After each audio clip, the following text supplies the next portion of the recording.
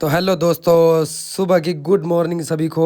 और देखिए आज का दिन और आज का ब्लॉग इंशाल्लाह कितना अच्छा होता है।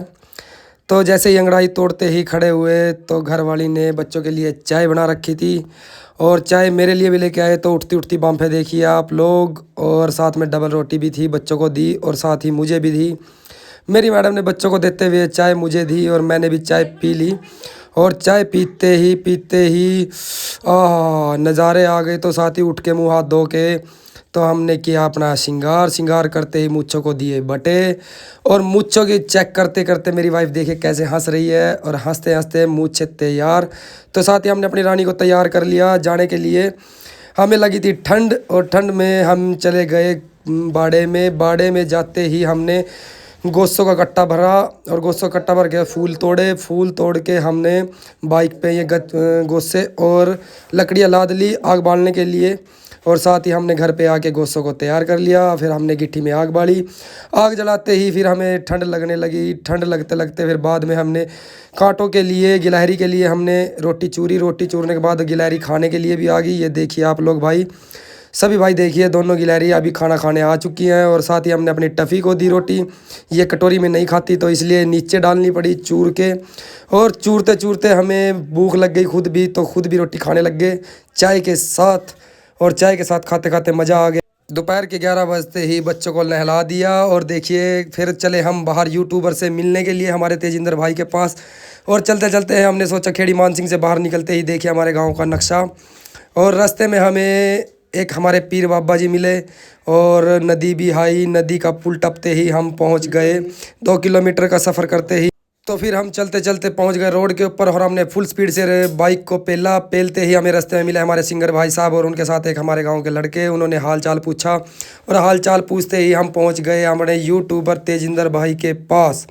और तेजिंदर भाई घर से हमारा स्वागत करने के लिए आए, हमसे अच्छे से बात की, हाथ मिलाया, गले लगे। और गले लगते ही हमें भाई अंदर लेके गए। अंदर लेते ही हमने भाई का देखा स्टूडियो देखने के लिए हम चढ़े ऊपर सेकंड फ्लोर पे। स्टूडियो अभी तैयार अच्छे से नहीं हुआ था। और जैसे ही स्टूडियो पूरा तैयार हो जाएगा आपको इसका भी व्यू दिखाएंगे हम ब्लॉग में। और हमने सारे ब्लॉग को तैयार करने के लिए हमने बहुत मेहनत की है। और साथ ही देखिए बच्चे पतंग उड़ा रहे थे। पतंग उड़ाते उड़ाते हमने देखा तेजिंदर भाई ने हमें बहुत सी टिप्स भी दी। और टिप्स दे के हमें सारे ब्लॉगों की समझ कराई। साथ में हमारे पास सारे के माइक रखे और सारे वीडियो के बारे में हमें समझाया, अच्छे से समझाया, यारी दोस्ती के ऊपर बताई बातें। और तेजिंदर भाई ने इतने अच्छे से ना हमें ब्लॉग के बारे में समझ दी ताकि हम आगे जाके यूट्यूबर अच्छे बन सके तेजिंदर भाई जैसे। फिर हम वहाँ से आ गए। सड़क से आते आते हमें रास्ते में आते आते हमें हो गई थी काफ़ी दोपहर के आते समय हमने गली का माहौल देखते हुए हमारे एक रास्ते में मेरा भाई मिल गया परविंदर सरदार। और सरदार के साथ बात करते करते भाई बोला अच्छा काम कर रहे हो, काम करके अच्छा। हम चले गए। फिर आते ही हमने दोपहर का खाना लिया। खाने में घर वाली ने चाय और नून मिर्च के चावल बनाए हुए थे। खाने के बाद मुझको एक बात याद आई तो मुझको सामान लेने के लिए बाहर फिर से स्पीड से भागना पड़ा। और गली से जाते हमें काफ़ी दूर आना पड़ा। और पैदल चलते चलते मेरे पाँव भी दुखने लगे थे। पाँव दुखते दुखते फिर भी मैं दूर तक गया। और दूर जाने के बाद हमने उस दुकान से, अभी वो थोड़ी देर दूर पे है दुकान, अभी मैं रास्ते में ही हूँ।